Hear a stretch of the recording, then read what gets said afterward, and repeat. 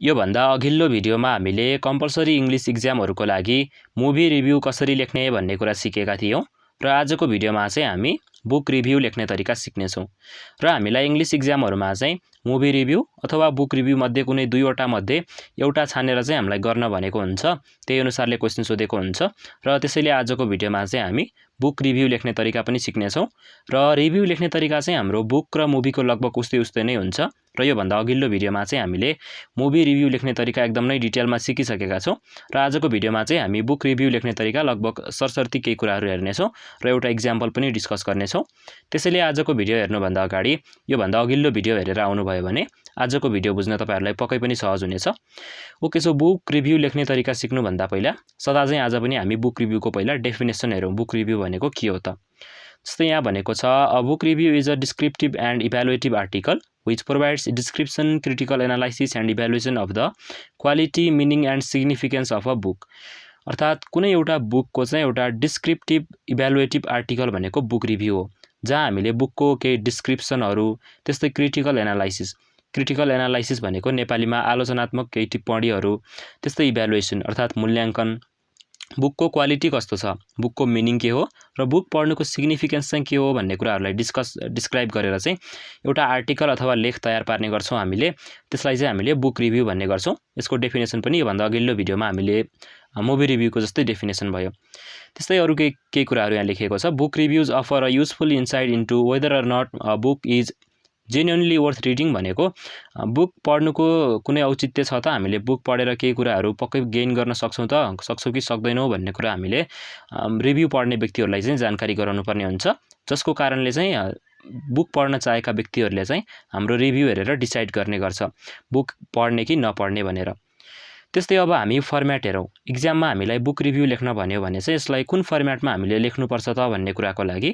Book रिभ्युको एउटा format हेरौं यो पनि हामीले सरसर्ती हेर्ने मात्र हो यो भन्दा अघिल्लो भिडियोमा हामीले मुभी रिभ्युको जुन डिस्कस गरेका थियौं त्यस्तै नै छ लगभग र फर्म्याटमा हामीले सुरुमा लेख्नुपर्ने भनेको टाइटल भनेको हरेक बुकको कुनै एउटा नाम हुन्छ टाइटल हुन्छ त्यसलाई चाहिँ हामीले बुकको नेम भन्ने गर्छौं टाइटल भन्ने गर्छौं नेम अफ द बुक पनि भन्न सकिन्छ यहाँ टाइटल लेखिएछ त्यसपछि अब हामी अथर लेख्छौं अथर भनेको त्यो बुक लेख्ने व्यक्ति चाहिँ को हो त बुकको लेखक को हुन् त तिनको नाम पनि हामीले यसरी यतातिर लेख्नुपर्ने हुन्छ त्यसपछि पब्लिशर बुक कुन पब्लिकेसन कम्पनीबाट पब्लिश भएको हो हरेक बुकको चाहिँ कुनै एउटा पब्लिकेसन कम्पनी हुने गर्छ त्यो पब्लिकेसन कम्पनीको नाम पनि हामीले पब्लिशर भनेर यसरी लेख्नुपर्ने हुन्छ त्यसपछि अब हामी पब्लिश्ड इयर सुरुमा त्यो बुक कुन इयरमा पब्लिश भएको हो त भन्ने कुरा चाहिँ हामीले यहाँ पब्लिश्ड इयर भनेर यतातिर लेख्ने गर्छौं त्यसपछि जेनरा भनेको विधा नेपालीमा विधा भन्ने गरिन्छ कुन विधामा आधारित छ त बुक के हो त कथा हो कि कविता हो कि अथवा अन्य कुनै मोटिभेशनल बुक हो कि के हो त त्यो विधा पनि हामीले जेनरा भनेर यतातिर लेख्नुपर्ने हुन्छ त्यसपछि ल्याङ्ग्वेज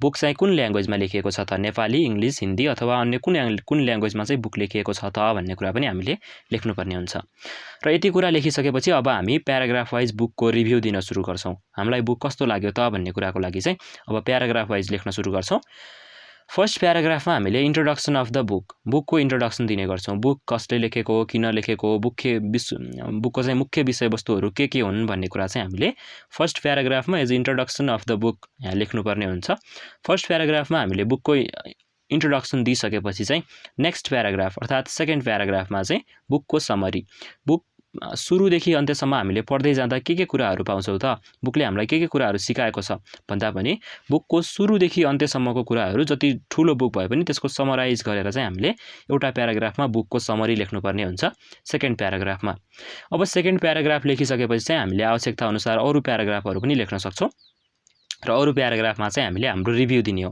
हाम्रो पोइन्ट अफ भ्यूबाट बुक कस्तो लाग्यो त हामीले बुक पढिसकेपछि भन्ने कुरा चाहिँ नेक्स्ट अरु प्याराग्राफहरु दुई तीनवटा प्याराग्राफमा हामीले दिने हो र त्यसमा हामीले लेख्ने भनेको हाउ इज द बुक कस्तो छ why it is good or bad book राम्रो छ कि नराम्रो छ र किन त्यस्तै do you recommend this book to read to others भनेको त्यो बुक हामीले अरूलाई पढ्नु है भनेर भन्छौं कि नपढ्नु है बुक यो बेकार किनेर यसको पैसा मात्रै खर्च हो भनेर भन्ने कि बुक एकदम नै राम्रो छ बुक पढ्नु होला एकपल्ट तपाईहरुले जिन्दगीमा एकपल्ट पढ्नै पर्ने बुक हो यो चाहिँ भनेर हामीले रिकमेन्ड गर्ने त त्यो कुरा चाहिँ हामीले अरु प्याराग्राफहरुमा लेख्नुपर्ने हुन्छ भनेपछि हाम्रो पोइन्ट अफ भ्यूबाट बुक कस्तो छ राम्रो छ कि नराम्रो छ र किन र हामीले अरूलाई त्यो बुक रिकमेन्ड गर्ने कि नगर्ने भन्ने कुरा चाहिँ हामीले सेकेन्ड प्याराग्राफमा बुकको समरी दिइसकेपछि अर्को प्याराग्राफमा लेख्दै रहेछौं यो भनेको हामीले ठ्याक्कै यो भन्दा अगाडि मुभी रिभ्युको भिडियोमा डिस्कस गरे जस्तै भयो अब हामी एउटा एक्जाम्पल हेर्छौं है बुक रिभ्यूको एउटा इक्जाम्पल हेरेपछि चाहिँ कसरी लेख्ने त भन्ने आइडिया तपाईहरुमा आउँछ। यो फर्मेटबाट तपाईहरुले नबुझेको कुरा पनि अब इक्जाम्पलबाट नै बुझिन्छ। र इक्जाम्पलमा चाहिँ हामीले नेपाली साहित्यको एउटा पपुलर बुक मुना मदनको इक्जाम्पल लिएका छौं र यो बाहेकका अरु तपाईहरुले पढेको र तपाईहरुलाई राम्रो लागेको जसको बारेमा एकदमै डिटेलमा तपाईहरु डिस्कस गर्न सक्नुहुन्छ त्यो बुकहरुको रिभ्यू पनि इक्जाममा लेख्न सक्नुहुन्छ। मैले चाहिँ एज इक्जाम्पल मुना मदनको चाहिँ आज लिएको छु र यही कुराहरु डिस्कस गरौँ। मुना मदन बुकको चाहिँ बुक रिभ्यू हामीले कसरी लेख्ने त। सुरुमा अघि हामीले फर्मेटमा हेरे जस्तै टाइटल लेख्ने गर्छौं। टाइटल भनेको मुना मदन भइहाल्यो। त्यसपछि अथर तपाईहरुलाई थाहा छँदैछ मुना मदन भनेको नेपालको एकदमै पपुलर स्टोरी हो र त्यसको राइटर भनेको नेपालका महाकवि लक्ष्मीप्रसाद देवकोटा हुन्। त्यसपछि पब्लिशर भनेको यो बुक चाहिँ साझा प्रकाशन काठमाडौँ नेपालले पब्लिश गरेको हो। पब्लिकेसन कम्पनी भनेको यो हो। त्यस्तै पब्लिस्ड इयर 2008 मा चाहिँ यो बुक पब्लिश भएको हो। लक्ष्मीप्रसाद देवकोटाले धेरै पछि पहिले नै यो बुक लेखिसकेका हुन् तर साझा प्रकाशनले चाहिँ यो 2008 मा पब्लिश गरेको हो है। त्यसरी बुझौं। त्यसपछि जेनरा भनेको नेपाली पोइट्रीमा नै पोइट्री नै यसको विधा हो नेपाली पोइट्री। त्यसपछि अब हामी ल्याङ्ग्वेज हेर्छौं। ल्याङ्ग्वेज भनेको मुना मदन बुक पक्कै पनि नेपाली ल्याङ्ग्वेजमै लेखेको बुक हो नि त। त्यही भएर हामीले ल्याङ्ग्वेजमा नेपाली नै लेख्यौं। अब हामी फर्स्ट प्याराग्राफ सुरु गर्छौं। फर्स्ट प्याराग्राफमा हामीले भने अनुसार मुना मदन बुकको चाहिँ हामीले इन्ट्रोडक्सन दिनुपर्ने हुन्छ। ओके सो इन्ट्रोडक्सनमा हामीले के कुराहरु लेख्ने त।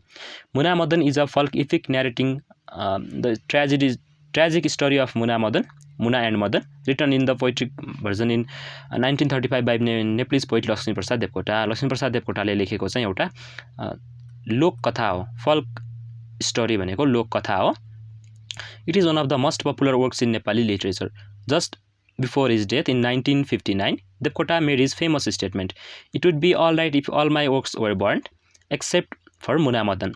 It is the most commercially successful Nepali book ever published. It is based on the च्याउरे folk tune." So यो बुक चाहिँ किन पनि त्यसै पनि पपुलर बुक नै हो र लक्ष्मीप्रसाद देवकोटाले मर्ने बेला चाहिँ यो बुकलाई लिएर एउटा स्टेटमेन्ट दिएका रहेछन्। It would be all right if all my works are burned. अर्थात् लक्ष्मीप्रसाद देवकोटाले लेखेको अरु सबै लिटरेरी वर्कहरु जलाइए पनि उनीसँगै जलाइए पनि मुना मदनलाई चाहिँ नजलाउनु है भनेर उनले भनेका रहेछन्। यसरी पनि हाम्रो नेपाली लिटरेचरमा चाहिँ मुना मदनको इम्पोर्टेन्स थपिन्छ र कमर्सियली पनि यो बुक एकदमै सक्सेसफुल बुक त्यसै भइहाल्यो किनकि यो नेपालमा सबैभन्दा बिक्री भएको नेपाली बुक भनेको मुना मदन नै हो। त्यस्तै यो भनेको लोककथा भनेपछि त्यसको पढ्ने एउटा तरिका हुन्छ। लोककथा हामीले पढ्ने एउटा तरिका हुन्छ त्यो भनेको झ्याउरे हो रे के। झ्याउरे folk tune मा चाहिँ यो बुक आधारित छ रे। यति कुरा चाहिँ बुझौं हामीले। त्यसपछि अब अर्को प्याराग्राफमा चाहिँ हामीले बुकको सुरुदेखि अन्त्यसम्मको जुन स्टोरी छ त्यसलाई चाहिँ समराइज गरेर लेख्नुपर्छ भनेका थियौं नि हामीले यहाँ सेकेन्ड प्याराग्राफमा। अब त्यो हामी लेख्छौं बुकको summary. The book describes the life of a man, Madan, who leaves his wife Muna and goes to Lhasa to make money. Madan represents all the youths of Nepal who go abroad to earn their living. The wife of Madan, Muna is the queen of love and sacrifice. So एउटा मदन भन्ने मान्छे चाहिँ उसको wife मुनालाई छाडेर चाहिँ लासा जानुपर्ने हुन्छ पैसा कमाउनको लागि, घर धान्नको लागि। र उनको वाइफ जुन मुना छिन् मुनालाई चाहिँ हामीले यो कथा पढिसकेपछि स्याक्रिफाइस र लभ अर्थात् माया र त्यागको चाहिँ रानी भनेर चाहिँ मुनालाई भन्ने गरिन्छ है नेपाली साहित्यमा। सो यसरी चाहिँ हामीले यो बुक एकदमै इम्पोर्टेन्ट छ। She loves her Madan a lot and she is upset as she has to send him to Lhasa where there are lots of obstacles and risk भनेको मुनाले चाहिँ आफैले नै मदनलाई लासा पठाउनु पर्ने हुन्छ घर धान्नको लागि र त्यो लासा भन्ने ठाउँमा चाहिँ एकदमै अब्स्ट्याकल हुन्छन्, रिस्कहरू हुन्छन् र त्यो हुँदै पनि मदनलाई लासा पठाउनु पर्ने भएपछि मुना एकदमै स्याड छिन्, एकदमै दुखी छिन्, एकदमै अपसेट छिन्।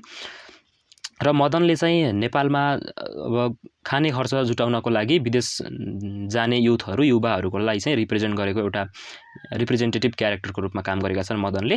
र अहिले पनि यो जुन घर धान्नको लागि विदेश जाने चलन नेपालबाट हटेको छैन। त्यो बेला लासा गइन्थ्यो, अहिले अब खाडी मुलुकतिर अरु कता जाने हो। नेपालीहरू अहिले पनि जाने भनेको विदेश नै हो। देशको कन्डिसन अझै पनि सुध्रिएको छैन। But finally she accepts this challenge and stage in the country with her mother in law who is old and weak. र उनले नमान्दै पनि मदन चाहिँ विदेश जानै पर्ने हुन्छ। त्यही भएर उ लासा गइहाल्छ र उनले चाहिँ त्यो फ्याक्टलाई एक्सेप्ट गर्दै उनी आफ्नो old and weak mother in law अर्थात् सासु आमासँग चाहिँ स्वदेशमै बस्ने निर्णय गर्छिन्। While returning home Madan become sick on the way. His friend leave him on the road and come back to home saying he has died. अर्थात् जब मदन चाहिँ पैसा कमाएर देश फर्किँदै गरेको हुन्छ, स्वदेश फर्किँदै गरेको हुन्छ, त्यो बेला चाहिँ ऊ बाटोमै बिरामी परिदिन्छ र उसँग केही साथीहरू पनि हुन्छन् र साथीहरूले ऊ बिरामी भएपछि उसलाई रोडमै छाडेर चाहिँ फर्किन्छन् र घर आएर चाहिँ मदनको फ्यामिलीसँग अर्थात् मदर र उसको वाइफसँग चाहिँ मदन मरिसक्यो भनेर भनिदिन्छन्। Finally he is rescued by a man who is considered to be of lower caste in Nepal. Lower caste in Nepal, एउटा लोवर कास्टको मान्छेले चाहिँ मदनलाई रेस्क्यु गरेको हुन्छ। यसले के कुरा देखाएको छ भन्दा मान्छे लोवर कास्टको नै भए पनि उसले कसैको ज्यान बचाउँछ भने उसले राम्रो काम पनि गर्न सक्छ है भन्ने कुरा पनि देखाएको छ। मुना मदनमा लेखिएको हरेक लाइनले कुनै न कुनै सन्देश पनि बोकेको छ, जो हामीले आफ्नो नेपालको त्यो बेलाको प्रब्लम थियो त्यसको हरेक समस्याहरूलाई पनि हरेक लाइनमा चाहिँ देखाएको छ। जस्तै लोवर कास्टको मान्छेले मदनलाई रेस्क्यु गर्यो भने लोवर कास्टको मान्छेले पनि त केही राम्रो काम गर्न सक्दो रहेछ भनेर चाहिँ मुना मदन बुकमा देखाउन खोज्यो। That is why it is said that a man is said to be a great not by caste or race but by a heart full of love and humanity. यो भनेको नेपालीमा मानिस ठुलो दिलले हुन्छ, जातले हुँदैन भन्ने त तपाईँहरूले सुन्नुभएकै थियो होला। मुना मदन बुक नपढे पनि यो लाइन चाहिँ तपाईँहरूले कतै न कतै सुनेकै हुनुपर्छ। त्यो भनेको यही मुना मदनको लाइन हो र यो लाइनलाई प्रुभ गर्नको लागि चाहिँ के छ त भन्दा एउटा लोवर कास्टको मान्छेले चाहिँ मदनलाई रेस्क्यु गरेको हुन्छ। When Madan returns to Kathmandu after regaining his health he discovers that his mother and his beloved wife had already died. जब ऊ काठमाडौँ आइपुग्छ सो लासाबाट फर्केर, त्यो बेला उसको मदर र वाइफ चाहिँ दुवै मरिसकेका हुन्छन्। ऊ मरेको भन्ने खबरले चाहिँ उनीहरू मरिसकेका हुन्छन्। Madan comes to realize that money is of no value at that point. अर्थात् त्यो पोइन्टमा जब उसले आफ्नो आमा र श्रीमती दुवैलाई मरेको थाहा पाउँछ, त्यसपछि उसले बुझ्छ कि पैसाभन्दा ठुलो आफ्नो आफन्तहरू हो, आफ्नो देश हो भन्ने कुरा चाहिँ त्यो बेला आएर मदनले बुझ्छ। The story also shows the life of a poor women who suffered much without her husband and later dies because of grief. यो चाहिँ एउटा मुनाले चाहिँ एउटा पुवर वुमेनको रिप्रेजेन्टेटिभ क्यारेक्टरको रूपमा काम गरेकी छन्। नेपालमा भएका हरेक पुवर वुमेनहरू जब पति चाहिँ विदेश जान्छ र विदेशमै मर्छ, त्यो मरेपछि चाहिँ हरेक श्रीमतीहरू हुन्छन् नेपालमा, उनीहरूले कति दुःख भोग्नुपर्छ र भन्ने कुरालाई चाहिँ यसले देखाएको छ र उनी अन्तिममा मर्छिन् पनि पति वियोगको पीडाले। In this poem Devkota has written about the biggest problem of the then Nepali society भनेको छ। यो पोइम भनेपछि यो स्टोरी होइन र भन्नु होला, यो पोइमको फर्ममा लेखिएको स्टोरी हो। त्यो भनेको हाम्रो फोल्क स्टोरी भन्ने गर्छ, त्यो हो है, त्यसरी बुझ्नु होला।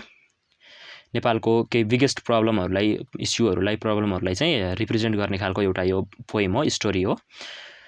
Through the story of Muna Madan, Lakshmi Prasad Devkota wants to establish the fact of traditional societies on scientific beliefs and the negative impacts of the unemployment and poverty in Nepali society. The poet has wonderfully defined love by writing about the relationship of Muna and Madan.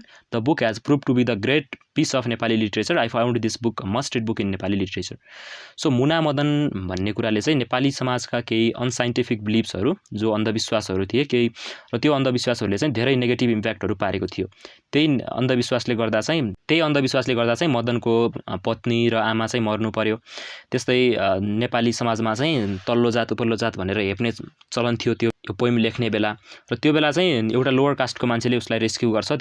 त्यसबाट पनि उनले नेपाली समाजका केही unscientific बिलिफ्सहरू, केही अन्धविश्वासहरूलाई पनि एउटा छड्के प्रहार चाहिँ गरेका छन्। त्यस्तै नेपालमा अनइम्प्लोइमेन्टले गर्दा हरेक युथहरू विदेश जानुपर्ने र जुन गरिबी छ, गरिबीको कारणले नेपालमा सबैले भोग्नुपर्ने केही समस्याहरूलाई पनि उनले उजागर गर्ने प्रयास गरेका छन्। र लास्टमा हामीले यो बुक अरूलाई पनि रिकमेन्ड गरेका छौँ, पढ्नुपर्छ है भनेर। I found this a must read book in Nepali literature. Nepali साहित्यमा यो पढ्नै पर्ने एउटा बुक हो भनेर हामीले अरूलाई पनि पढ्नु है भनेर यसरी रिकमेन्ड गरेका छौँ। यसरी चाहिँ हामीले एउटा जुनसुकै बुकको चाहिँ बुक रिभ्यू लेख्न सक्छौँ। र आजको भिडियोमा चाहिँ हामीले मुना मदन बुकको चाहिँ बुक रिभ्यूको इक्जाम्पल पनि हेऱ्यौँ। यसरी चाहिँ तपाईँहरूले इक्जाम्पलमा एउटा बुकको बुक रिभ्यू लेख्न सक्नुहुन्छ। आई होप तपाईँहरूलाई आजको भिडियोले चाहिँ पक्कै पनि हेल्प गर्यो। र तपाईँहरूलाई लिटरेचर सेक्सनका अन्य क्वेसनहरू कसरी गर्ने भन्ने कुराको जानकारी लिन मन लागेमा चाहिँ हामीले च्यानलमा एउटा छुट्टै प्लेलिस्ट बनाएका छौँ, कम्पल्सरी इङ्ग्लिस भनेर चाहिँ। त्यसमा गएर तपाईँहरू हेर्न सक्नुहुन्छ। हामीले राइटिङ टास्कका अन्य थुप्रै क्वेसनहरू सल्भ गर्ने तरिका पनि योभन्दा अगाडि सिकिसकेका छौँ र आउने दिनहरूमा पनि हामी सिक्दै जानेछौँ। र आजको भिडियो तपाईँहरूलाई हेल्पफुल भयो भने चाहिँ भिडियोलाई लाइक र च्यानललाई सब्सक्राइब गर्न नबिर्सनु होला। आजको लागि चाहिँ हामी यो भिडियो यहीँ एन्ड गर्छौँ।